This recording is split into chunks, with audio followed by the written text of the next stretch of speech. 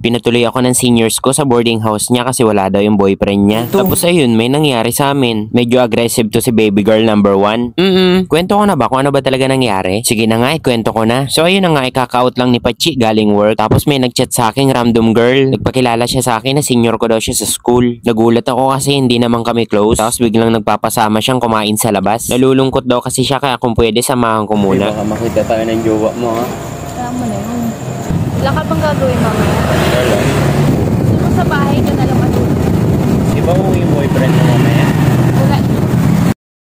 Pagkasundo ko sa kanya, napag-usapan kaagad namin na doon ako matulog sa kanila. Wala daw kasi yung boyfriend niya. So ayun na nga, dahil siya naman daw yung nag-aya, sagot niya na daw yung pagkain ko basta papasayahin ko daw siya mamaya. Ang napili nga pala namin kainan ay dito sa Kimbap. Bali nag-order lang ako dito ng pagkain namin. Tapos siya pinahanap ko na ng upuan. Pagkatapos ko nga mag-order ay hinawakan niya yung kamay ko. Ramdam na ramdam ko yung pananabik niya. Tinanong ko sa kanya kung nasan ba yung boyfriend niya. Ang sabi niya ay nasa probinsya nila nagbabakasyon. Kaya feeling ko masusulo ko to si baby girl number 1. So ayun na nga, dumating na yung order namin. Siya na din yung nag-serve sa akin. Ang sabi ni baby girl number 1, wag daw ako magpagod. Kasi mamaya papagodin niya daw ako. Tapos kumain daw ako ng madami at gugutumin niya daw ako mamaya.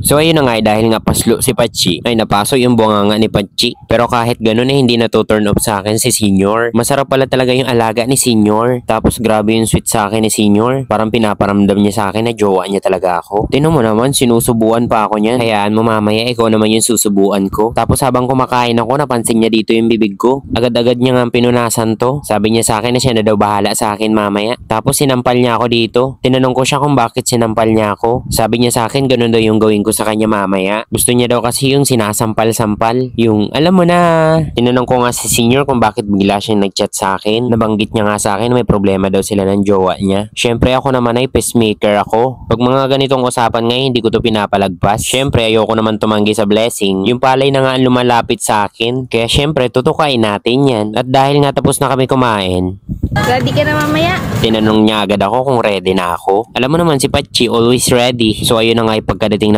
namin dito sa boarding house ay hinila niya na kaagad ako. At pagkatapos nun ay sinarado niya yung pinto para wala daw makakita sa amin. Tapos hindi pa nga kami nakakaupo ay tinulak niya na kaagad ako sa kama. At pagkatapos nun ay pinatay niya na yung ilaw. Tapos alam mo na.